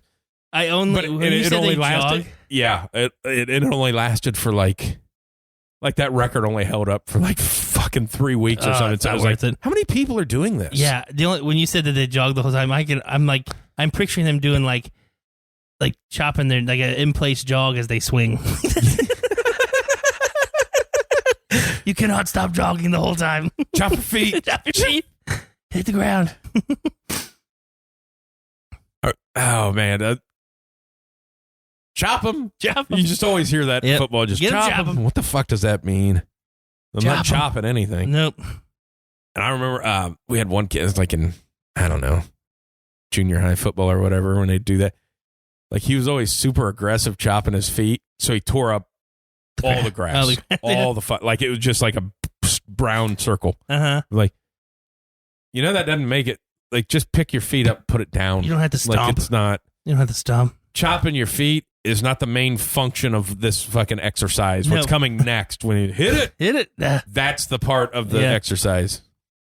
I always had kids that would get them chopping, and then they, like Mosey, the chopping. Yeah. And they get that one coach we're not gonna quit until that person gets chopping. Yeah. It's dude, just fucking go faster. This sucks. It's always the worst when you get called out. Fuck. I coached a kid. Why are you doing that? Being lazy, coach. Yeah. I coached a kid when we would do it. He was in shape. He could do it. Yeah. It wasn't you know what I mean? It wasn't it would just, so he thought it was funny when he would say hit it, he would just dead man fall. He wouldn't do a push up. He would just flop on the ground and then pop right back up. And it's you're trying to be serious, but you're watching this fucking kid do it. And it's Oh God! And then like the head coach is getting pissed. He's like, it's a push up. You got to do a push up. And these fucking kids just like flopping on the ground. So, like, what do you call them? Call them up downs. Up downs. Yeah. Because it was like called Green Bays. Oh really? Yeah. When I was like, I don't know, the fucking Packers do this. Yeah, Well, I mean, can imagine Aaron Rodgers out there just getting chopped. Technically, they're down ups. Yeah, exactly. Calling them up downs. Up downs when you start on the ground. Yeah. They're also not burpees. Yeah. Call them burp because you don't jump afterwards. Jump, put your hands up. Yeah. Wave them like you just don't care. It's like that after, you're doing those and they're like, don't use your knees to get up. Yeah. Like, well, then I'm not getting up. How do you not use your knees? About? How do you not? We've been doing this for 3 minutes. How can I not use my knees? Just push myself and pop up? Yeah. Fuck you. Get on my back and push myself up like the Rock. Roll over. Throw myself up like the Rock. It's stupid. Oh, the worst ones, my big ass hated fucking bear crawls. Yeah. And the one, I remember we had this drill in school. They called it 4 corners. And each coach would take a corner of like the field and it'd be like a 30-second station, but you'd sprint to like the next drill or whatever. And it was your conditioning. One of the corners was like up on a hill. And we had to do bear crawls. We do bear crawls up the hill and we had to bear crawl back down the hill. I remember one time, like I was like pissed and tired. I fucking just like rolled down the hill. And then they got like yelled at. Yeah, it's a bear crawl, it's not a roll. I was like, sorry, I lost balance. It's stupid. What do you think was gonna happen? I think I was a senior, and then they added to it. It was a lap around the coaches to get to your next station. Oh, like we just ran a fucking mile. This is awful. Awful. That was always like the fucking bear crawl. Like, why is that a thing? Yeah, I've never What's that do with football? Never bear crawled in my life during a game. Well, I take that back. I've done that before with some of the teams we were playing, but it's like, this is stupid. Because they always did that. It was like, I think it was 40, 60, hundreds. Uh-huh. Because what is that? It was like a 40-yard sprint, and then the 60-yard, like you did backwards. Yeah. And then it was a 100-yard bear crawl. Mm-hmm. Which wasn't always, the bear crawl was normally the shortest one, but then the coaches would feel, yeah, 100-yard bear crawl. It's like, fucking what? Yeah. And then there's always guys that like have long enough arms that they're really just jogging and dragging their fucking fingers on the grass. I'm like, you suck. Look at how fast he is doing this. Like, he's not doing it. No, he's at all. He's galloping with his hands on the ground. You fucking assholes. God. Try being a fat guy. Yeah, exactly. Get your head up. My helmet's in the way. I can't get my head up. To see fucking what? Yeah, I don't care where I'm going. Fucking bear crawling. Yeah. Think bears see where they're going? They got noses for a reason. Let's smell out that finish line. Yeah, I can smell it. Oh, that trunk. Smell it. It's starting to smell like blood. Yeah. Gonna fucking pass out from all the blood in my head. I remember we were conditioning one day. I think it was during 2 days. I was on this weird like diet that my mom had me on to try and lose some weight. Obviously, it's a diet. It was this like extreme diet. Like I was only eating like 1,200 calories a day. And then I go to football. I go to 2 days, and we were on like the last conditioning of the 2 a day. And I remember looking at somebody. I'm like, man, I don't feel very good. And they're like, we're almost done. Just get through it. I remember they said, get on the line. They blew the whistle, and I just fell forward on my face. I just passed out.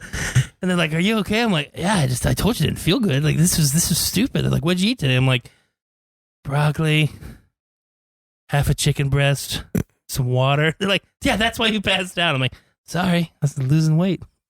Just trying to condition getting myself. Better, coach. Yeah. Just trying to get. Just getting better. I remember. I don't even know what you call it anymore. I guess you'd say back in my day, it was called one thing, but I guess little person football. Oh, midget football. Yeah, midget football. Yeah. Like I think still call it that. I think. Do they? Yeah. If you maybe not anymore. Remember the old football field? Yeah. With the track and the baseball field, how it went through. Like our practice area for football was like right field. Yeah. On the baseball field. So it was always, and then like when you got trouble and stuff, it'd be like take a lap and you had to dug out. No. You had to run. Basically, you ran across the track around the goalpost of the football field and back. Yeah.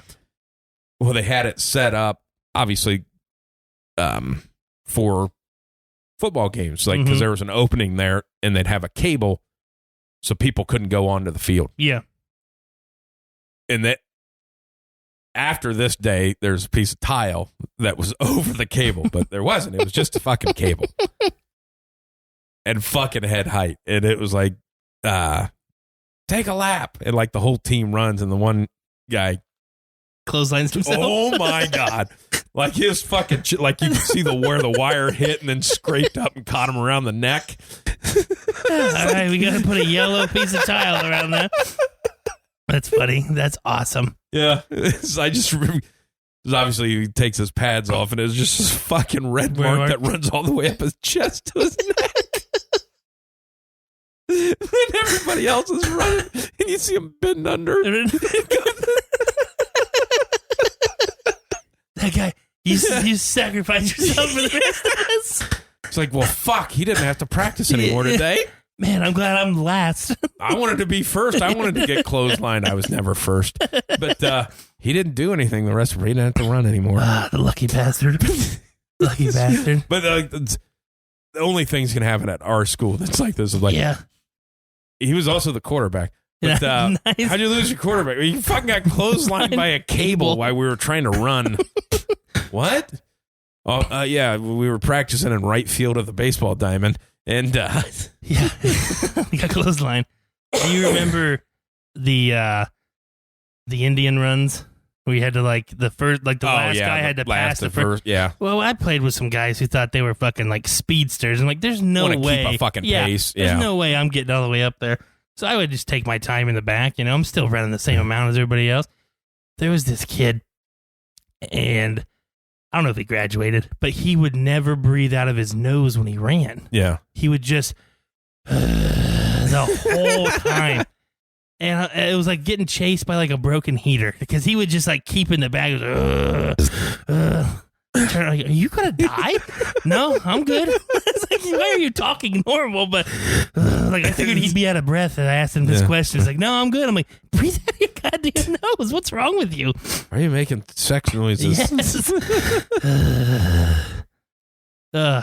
Fucking running, exercising. And it's always the like the coaches having to feel, and you obviously as being an adult now, it's like they're just trying to be creative on ways to fuck over the kids. Yeah, exactly. But doing that run, every 5 yards down the fucking football field, just snaking. Yeah. I'm like, what are we doing? Yeah, we do the snake, but not with the whatever the guy from the back. Like, that's just not even. Because you always have that one jackass who's faster than everybody. He's like, oh, I can tell you exactly who the fuck it was. Yeah. Because it was like, he, distance runner. Like, and you'd hear the slow down. Yeah. Like, what the hell's wrong with you? Hey, you're going to set this, hey, when the lineman gets to the back of the fucking line, they're not going to be able to catch you, jackass. Exactly. I mean, you're pissing off the people who protect you. I'll just cut over. Yeah. It's only 5 yards. Are the coaches paying attention, or are they over there fucking jerking each other off? Look at what we make them doing, fellas. Actually, it'd be like this. You got to keep running.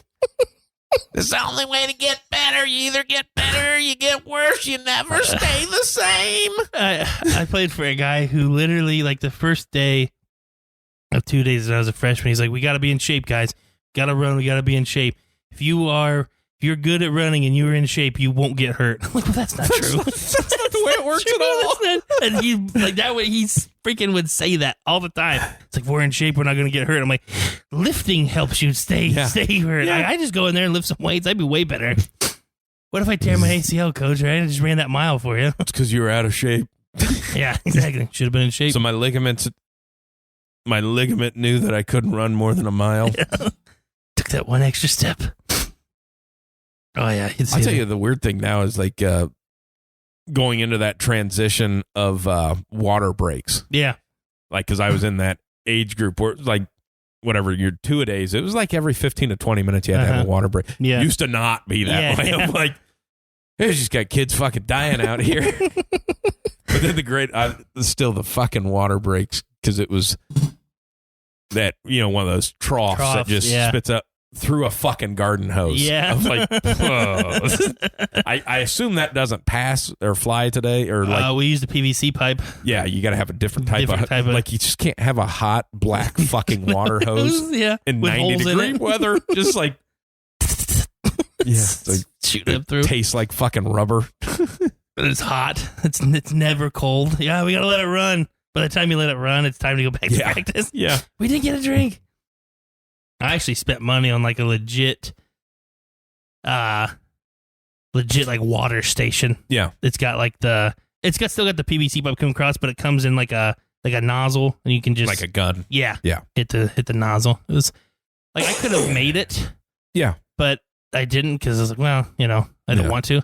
Fucking like $600 for this thing. Oh yeah, it was crazy. It's 2 pieces of steel legs, a PVC pipe, and some. It looks like air hose. Yeah. Like the little triggers on it connect. I'm like, man, this would have been way better. Yeah, could have just the $100 would have put this thing together. Yeah. The rules though, like when I first got to the school I'm at now, the transition to like no 2-a-days anymore was like a big thing in the area. Oh, they don't have 2-a-days? Like you still do, but not really. But it's not. Yeah, not like you have like I know what I do. Like I only do like a half-hour break. Yeah, or like 20 minutes or whatever. So it's not. It's just a long practice. Just a with long a break. practice with a break in between. And that's. It's like, I mean, and it was like everywhere. Now I'm rare this area. Like schools that. Like I talked to one of the coaches who was like at the regional finals like the year before. I'm like, how do you do stuff? He's like, no, we just do it like that. And I'm like, oh, okay. So I'm not like being soft. Like this is what like the typical thing to do now is. But it's not any different than a fucking 2-a-day. No, we still condition just as much. It's just like you don't get like a long ass break. Yeah, it's like we're doing 2-a-days, so we're gonna have practice and then basically just sit here at the school for an hour. Yeah, and then we'll come right back. Which basically the coaches can have lunch. Yeah, I'll never forget that one of the coaches that came out of the wood tech room because the coach that was had lunch, so they all walk out of there, and he was a defensive backs coach, and he just had like a big glob of mayonnaise that was running down his chin that it just looked like somebody beefed all over his fucking face. I'm like, what are you guys doing in there? For sure, clean off your face. Nobody fucking said it. Like, nice. Dude, nice. Like, I guess the second part of practice was like 2 hours. For at least an hour, that was fucking mayonnaise all over his chin. Of like, what the it's funny. And this one kid that he was a senior and I was a freshman, just was a fucking man amongst boys when it came to like the snack at 2-a-days. He would bring 2 Pepsis and 3 tomatoes with a salt and pepper shaker and just sit there and put salt and pepper on this fucking the tomatoes and just eat them, drink 2 Pepsis and be ready to go. I'm like, oh my God, how do you not throw up? He's like, oh, this is what I eat. Well, that same coach, I'll never forget that. Obviously, we didn't have enough people on the team that we could actually practice. Yeah. So the coaches would have to get involved. Yeah. And it was, obviously he didn't have fucking pads or anything. He was just there. Yeah. And it was an offensive line thing, and he was playing defensive line. It was just like a fire out and hands kind of deal. And he kept yelling. It was my buddy. I won't say his name, but he kept fucking, you got to fire out. You got to get off the ball. And he did. And caught him in the fucking head with the corner of his helmet and laid him. So I think I'm pretty sure the coach fucking passed out. Oh, shit. I mean, fucking blood. Nice. It's like, well, nice. You kind of fucking asked for it, asshole. You're not wearing pads. You're not wearing a helmet. Oh, God. We had this, I forget, it might have been, you would know him if I said his name. He played scout team quarterback for us just because it was easier just to have an adult do it other than some random dipshit who didn't know the other team's plays. Well, and your backup quarterback that you don't have a backup quarterback. He's playing safety. He's playing starting safety. We're on defense. Yeah. And he would always yell at the scout team O-line. He's like, any one of you guys step on my feet, I'm going to throw the ball at you. He's like, you get one warning. So it was like, first play, steps on his foot. He's like, God damn it, motherfucker. I told you guys I'd step on my feet. Next one. Kid comes in motion, clips his heels because he's under center. Kid comes in motion behind him and like the kid trips over this coach's heels and falls. He's like, fucking stop. Fuck, this fucking sucks. He's getting, and everybody's rolling. Now, even some of the coaches over the side are like, they got their hands in their head. Like, this is bullshit. Get back in the huddle. Says something. Next one. Kid fires off the ball. Center. Steps right on his foot. The coach falls. He gets up, beams the football at the center like 3 times. I told you not to step on my fucking feet. And then he wasn't allowed to be the scout team quarterback anymore. There's obviously ways to do this, guys. Like, maybe don't play like an actual quarterback. Maybe just have the ball in your hands and have the kid just move his hand as you say go. We don't have to have a full fucking team. Yes, exactly. This is just so goddamn funny. Like, I can't even concentrate now. I'm trying to push the offensive lineman back into his feet just to see him react. We had that, one of the coaches had to do that play, and I'd be the scout team center, and I did that step right on his fucking heel. Oh, of like, hurts. Well, hey, you don't need to be, first of all, you should be as a full adult, you should not be tickling my nutsack. That's just one thing. Yes, I'm please fucking whatever, freshman or sophomore, whatever. And it's hard when you snap the ball as a center. That first step goes back a little bit to catch. You need to fire out. You can't be. It's like, motherfucker, you put your feet under my foot. That's your fault. Your fault. You were trying to go back, and then he always felt like that was the highlight of his day to try to just make some passes against. Like, what do you? Yeah, lighten him up today. I'm like, well, that's not good. This defense has to play this team. Yeah, you shouldn't be excited about lighten them up. You guys suck. Coach, that's your defense. That's your team. So, God, I remember all throughout my whole playing career, we were shotgun, and then I think we switched. Like, I was either a junior or a senior. One of the coaches played college quarterback, and I'm like, I was like, I've never done under center before. I'm sure I could do it. And he goes, let me show you what it should feel like. And so he he goes, this is how we did it in college. And he basically he raises you up with his hands. Oh. Like I was always a full out because I called out blitzes and shit like that. So I sunk my butt and almost was on a knee before snap. Right. And so I always had a lower stance. And he come up and raised me up off the ground. Yeah, and I'm like, whoa. He goes, this is how, he's like, you're going to like this. He's like, you'll feel everything and we won't mess up a snap. I'm like, okay, I'll trust you. And he'd do it, and it was right. But I'm like, I remember that first, he fucking raises me up, and I'm like, I'm tipping over right now. There's no way that I can do this. He's like, seriously, just trust me. I'm like, okay. So what you're saying is an adult came up, put his hands in your taint and said, hey, you're going to like this. Yes, that's exactly what I'm telling you. So aggressively that I almost fell forward. Yeah, that's exactly what I'm saying. Jesus, man. Yeah. Gotta love football. Schultz is right. It's gay as hell. It just, there's nothing better than fucking small school shit where it's fucking adults have to get involved so you can just practice. Yeah. You can't. Here we go. We got Team O ready to go. All right, we're going to do half line today. It's like, damn it.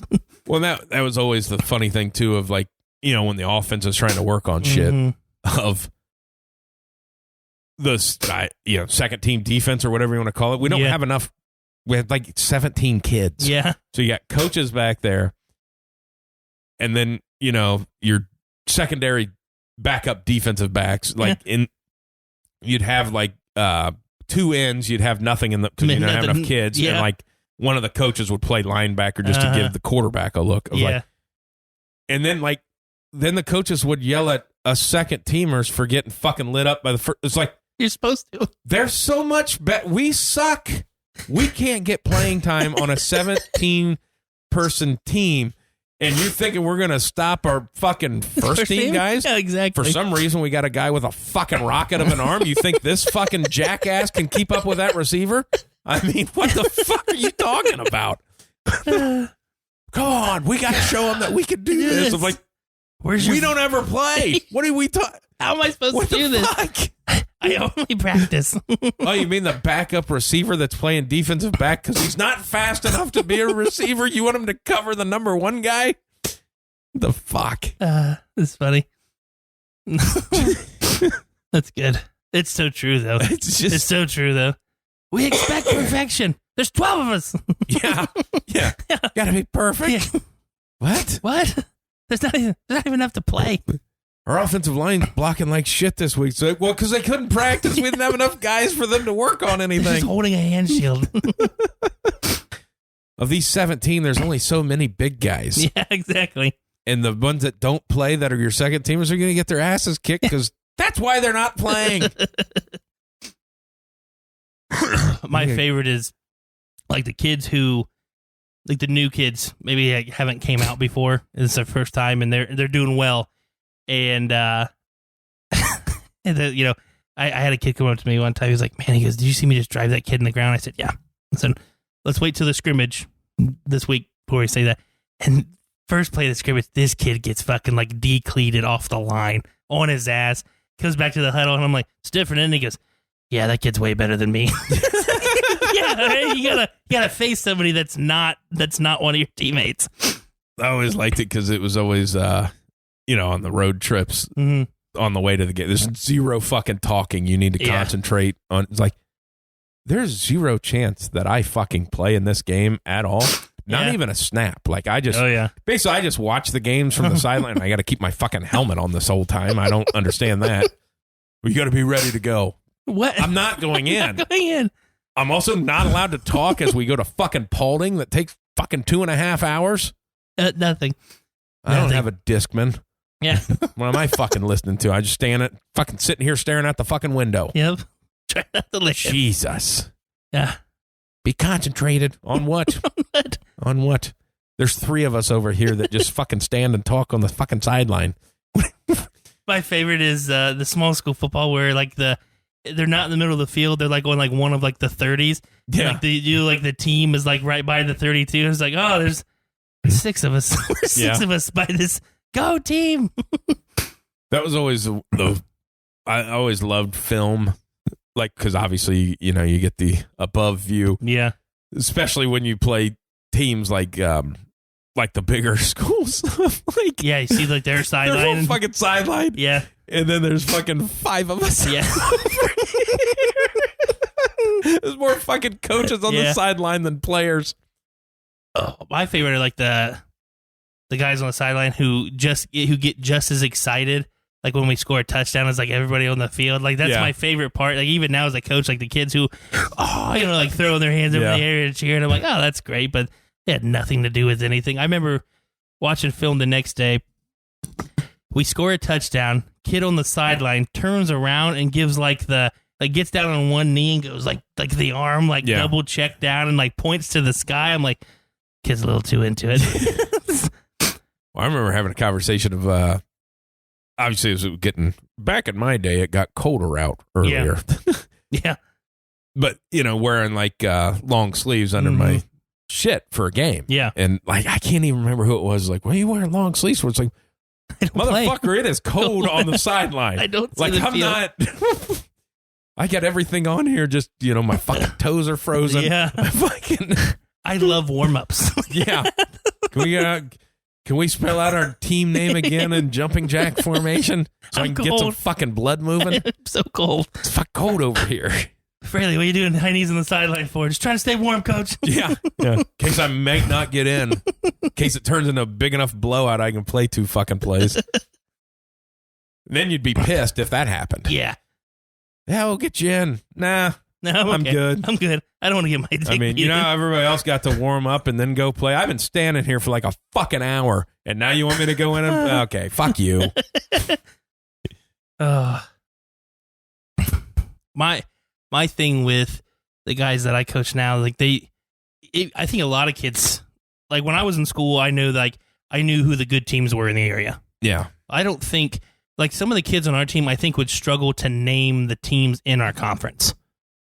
Really? Some of them, yes. I really do. Or they couldn't tell you, like if you go down to like the MAC, they couldn't tell you 3 schools in the MAC. Yeah. So we always throw with, the friend that I have down there at Marion Local, we would always do some 7-on-7 with them. And we'd score on them, 7-on-7, whatever. Running our stuff. And I remember a kid came off. He's like, I don't know what this is so good about these guys. It's like we just scored on them. Like we've scored them like 3 times. Like I don't see the hype around them. I'm like, what? He's like, yeah. He's like we scored them. He's like, we intercepted their quarterback like 3 times. I'm like, dude, you realize we're just passing, right? Yeah. I'm like, you see like the 30 guys out here? He's like, yeah. I'm like, that's half their team. Like the big guys are still over there. Like this isn't even like we're not even close. He's like, nah, I just don't see it. I'm like, they're gonna win state. Like they're gonna win. Then they go undefeated again. Exactly, and keep winning state. Like it's just like the knowledge in the area is something else. Like some of the kids, like like the private school in town. I don't know why they're so good. I'm like, yeah, no, they're pretty good. Like, nah, I don't think so. Like, no, they're pretty good. Like, I do. We're not playing them. That's what you're trying to get me to do. I do remember. Like the coaches get you believing. Oh yeah, that you have a chance. Oh yeah, and then like you're just like, well, there was no fucking way that. What are we talking about? We're terrible. Yeah. What do we? Oh, it's one of the hardest things, especially with some of the kids who've played them before and know like this isn't going to be good. Yeah. I had a kid.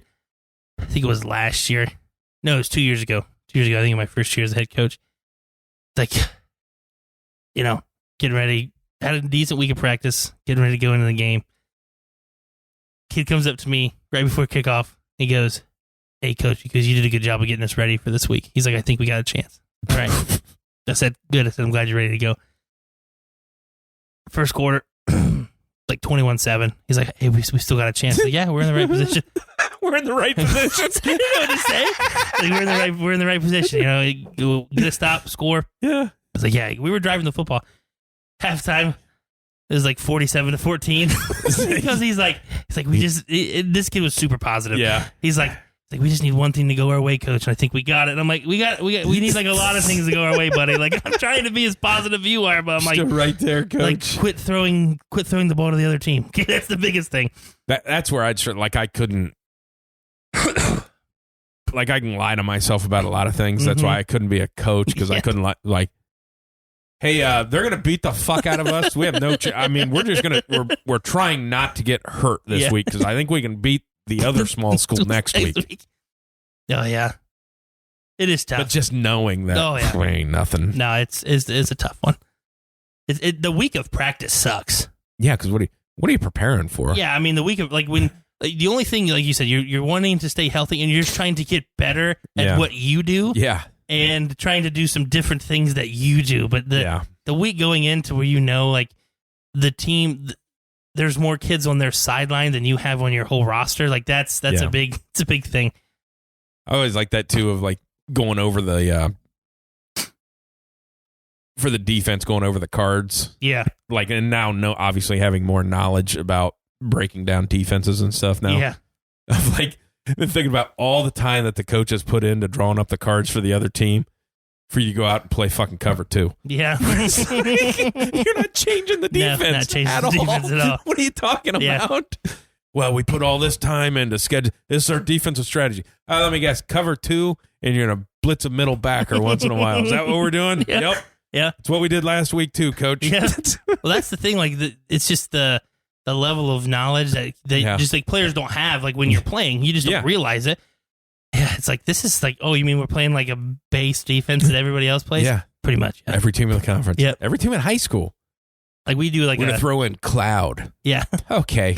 Just double covering their best receiver. You're just gonna move this safety over and then play the same fucking defense. Exactly. And can you move over 5 yards? We got them now. Yeah. I remember we last year we were in like a 5-3 look, play a super heavy running team. And our base was like a 3-3. We just didn't have a lot of defensive linemen, so our base was like a 3-5-3. And this week we like walked up the backers and like put them on the line of scrimmage. Now we're in a 5-3. Yeah. And one of the kids is like, coach is like, it's like, man, he's like, this is a lot different than our defense last week. And I'm like, no, it's actually the exact same. Instead of those guys being off the ball, they're just walked up on the line of scrimmage now. And he goes, oh, really? Switching to a bear front. Yeah. I'm like, oh, he's like, oh, really? I'm like, yeah, that's basically the whole change we're making. Yeah. He's like, oh, that's cool. I'm like, yeah, it's defense. Yeah. Not making anything, just trying to stop them from running the football, guys. Well, it's one of those things too on like the offensive side with what you know of like and I think we talked about that before, about you should be able to dissect and get everybody open. Mm-hmm. But the other team's so bad that they fuck up and end up being in a position to defend your players. Like, oh my God. He's not supposed to be there. No. He's so bad, he broke up our play. Yes. So many times that's happened. It's like, motherfucker. Like, we played a team last year, and we were horrible last year. And I put in this, I hate trick plays with all of my might. Yeah. But, when you have win-win, you try to make it as fun as possible. Yeah. So we have this toss reverse. Toss to the kid comes back around. And one of the, we run this play, had a good game. There's like 30 seconds left in the half. Everybody on my staff, headset and all, they look at me, they're like, run the reverse. We're like, okay, so we run the reverse, toss, reverse. The fucking backside end, who's supposed to be like crashing, is standing still.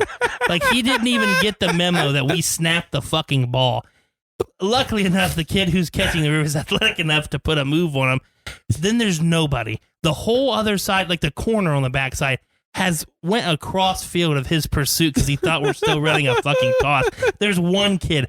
If the kid just moved a little bit, there would have been nobody there. But this kid's just like, his hands are down. His hands aren't even up, like in a fire out position. His hands are down on his sides, and he's just kind of looking there. And there's like, oh shit, the ball's coming. Yeah. It's like, oh, they tossed it to the other side. I'll just stand here. It's like, God damn it. Is in that film session, they're like, hey, good thing you did to stay home because you got to keep containing. He goes, we need you to make this tackle. Yeah. I'm like, no, he's just being lazy. Yeah, exactly. He's like, they're running away from me. That's do shit. I was like, God damn it. That's my favorite thing. Obviously not playing in the games, but I loved fucking film session. Mm-hmm. Just from all the coaches pointing out all the stupid shit that happens during the game. I'm like, what were you doing here?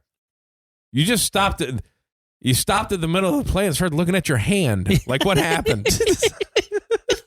It is funny. I mean, it's funny to go back and watch. Like, what the hell is that guy doing? What just happened?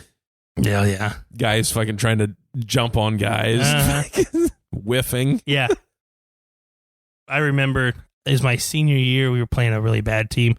Quarterback goes away from me. So the guy I'm blocking, like, heads straight downfield. So I just start kind of the little lineman shuffle as I scoot down the field, waiting for him to get tackled. He reverses field completely and is heading back towards me now. And I'm like, oh, fuck, I gotta get back in the play. So I start sprinting, and this little safety is and I'm beelining right towards him. I'm like, I'm just gonna swallow this fucking kid. He might have been 130 pounds, and I just just lay on top of him. It's like a crack, and I can hear the crowd go, oh. I helped the kid up. I'm like, I'm sorry. He's like, I saw it coming, and I didn't know what else to do. He just curled up. I'm like, I didn't hit you hard. I was running at a speed of -3. I'm just trotting down the field. But I remember in the film session, it was like, hey, what are you doing? I'm like, well, I thought he was going to get tackled over there. So I just kind of started to, just mosey my way down the field to get back in the huddle. So you go, hey, if you're expecting me to be your pursuit tackler, yeah, we fucked up. Yeah, exactly. I'm just trying to get back to the huddle. Yeah, wasn't looking for crackback blocks. That's the funny thing, too. All the crack-pack blocks that happened in high school, now it's fucking illegal. They're like, yeah, you can't do that. People just getting fucking lit up. Oh, my God. Hey, you playing outside backer?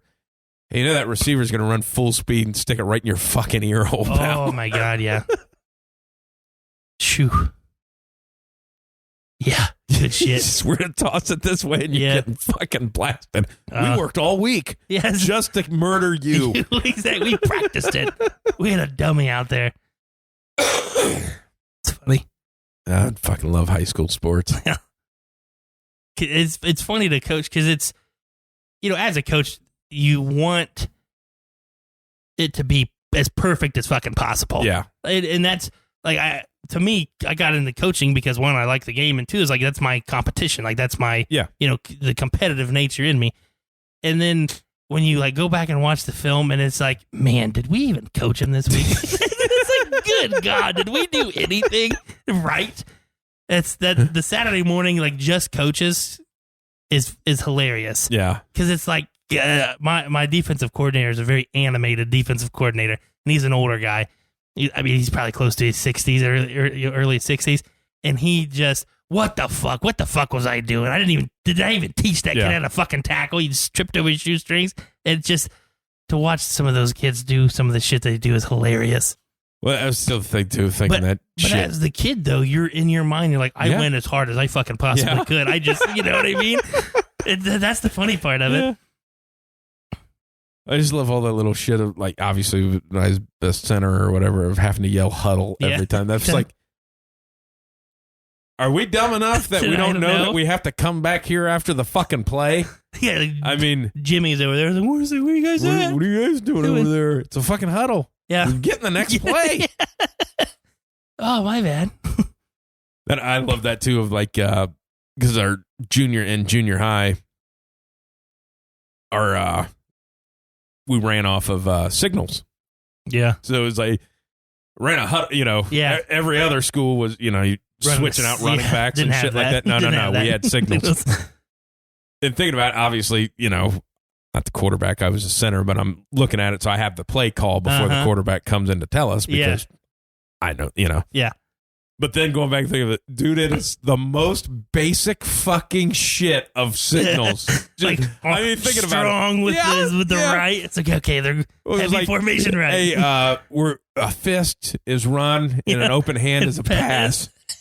And then it's like, on the run side, it's like, starts at the head with like 10, 20, 30. So it'd be like, a fist and a belt touch and a 4. Yeah. It's like, okay, so we're running a 34. It's like, there's no way the other coaches ever fucking unscramble this one. No, we're not sure at all. Not sure at all. The fucking hook and ladder. That's great. The guy I coached for the school I'm at there at now, first couple years, he was always like as me as the offensive guy, and he was the defensive guy. He'd always be like, "Hey, look at the other coach's signal, see if you can score them," and I'm like, or see if you can see what they're doing. And I'm like, okay. So I'm like looking at the other coach, sticks his his right arm out straight with like a flex, and then like dusts his pants off. And I'm like. And they run left. I'm like, I don't know. They're fucking sick. And he would always get mad. He's like, you know it yet? And I'm like, no, I don't know it. I don't know what the hell they're doing. Do you, motherfucker? Yeah. And he's like, well, I've been paying attention to defense. I'm like, I'm talking to the offensive people to see what we're running next. He's like, no, look at their signals. I'm like, okay. Like the next one was, it was like an eye, head tap, t-shirt pull with like an elbow. And I'm like, I think he's doing baseball signals. I don't know which one's which. I don't know what the indicator is. And they're running guys in and out. And I'm like, I think this is a dummy call. I don't know what the hell's going on. They got a guy over there. They're actually running the play in and out. Yeah. They just got a guy throwing signals. So I end up asking the coach after the game. I'm like, what do your signals mean? He's like, he goes, it's a number system, and then on their cards it tells the play. I'm like, okay. See, I wouldn't have known what they were fucking doing because it came from the card. So they have. He could have just yelled out 34. Yeah, wouldn't have known. Wouldn't have known. Can't hear across the sideline. I'm wearing a fucking headset. Yeah. I don't know what he's saying. I'm like, you guys made that way too difficult. Just yell 3. Could have been way easier. It's a number system. Yeah. Just tell them. Just tell them the fucking number. Yeah. We don't have the card. Nope. I don't know what you're running.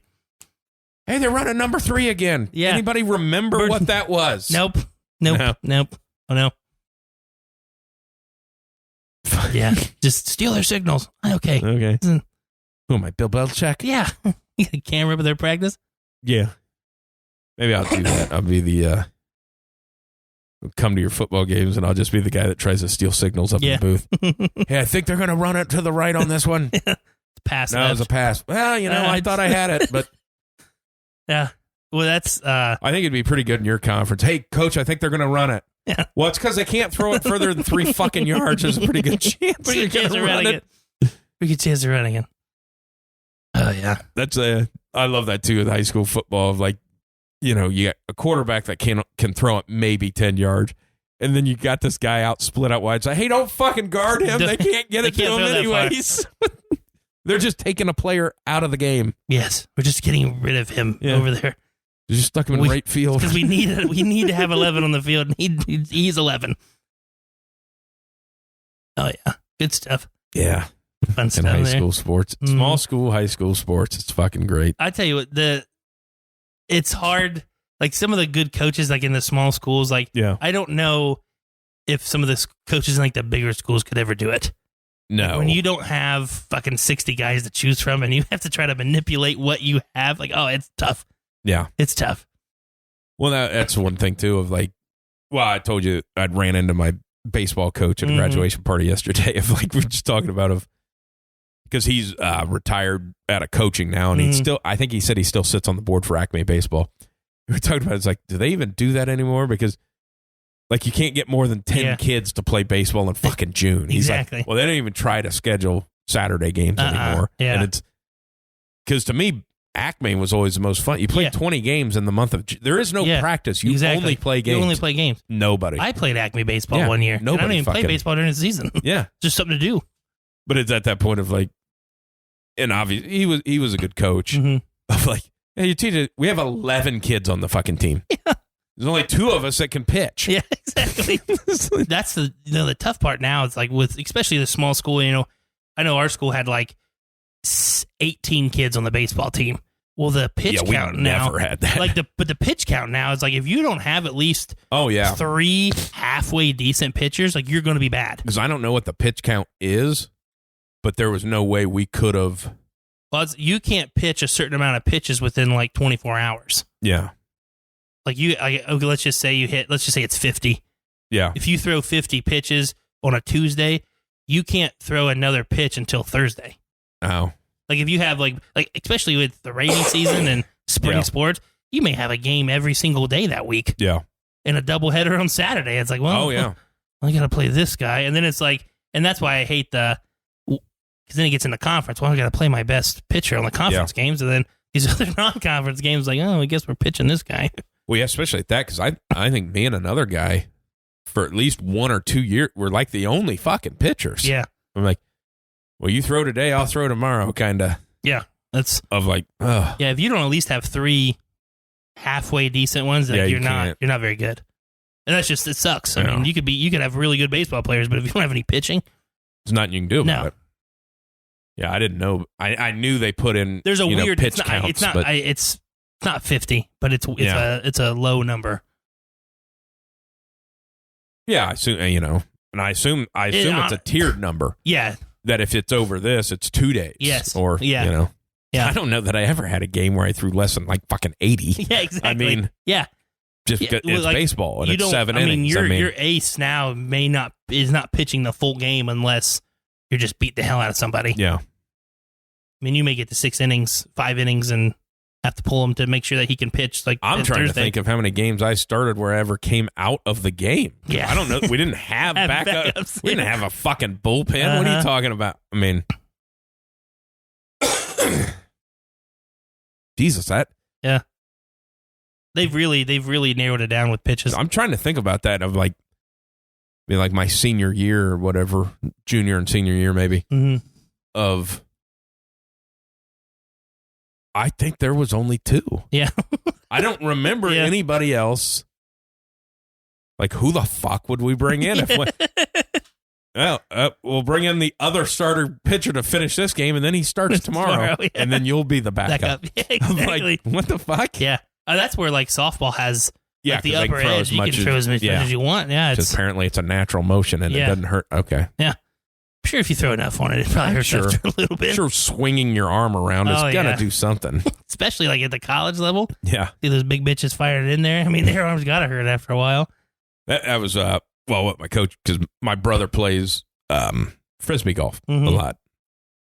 And he was like, hey, you playing Frisbee golf with your brother and, his brother-in-law? Like, no, I mean, getting one, tough for me in the summertime. I get busy. And 2, I said, I can't fucking throw. Like, are you shitting me? Like, my fucking shoulder is garbage. Like, I can't. Oh, yeah, when you get older, it's like, you were the coach. Yeah. I threw every fucking day. What do you think I can do with this thing? And then you put me in the outfield. Yeah. No, never that. Tubby fella like me ain't tracking down a fucking fly ball, man. No, then I had to play third base and try to fucking, let me skip this across the infield. Can't lift my fucking arm above my head. What are you talking about? Am I playing frisbee golf? Nice. Throw it underhand, try to get that frisbee to roll. Only play the downhill holes. Funny. Shit. Well, it was good seeing you. Yeah, I know. Good talking to all the people out there that were, I assume. I don't know if we lost all of our listeners, but Probably. Had to have. Yeah. Nobody cares. But I enjoy it. I do too. I don't really give a fuck if anybody's listening. I like having these conversations. So do I. Yeah, it's fun. Keeps us in contact. Yes, sir. All right, let's do it. WideSide.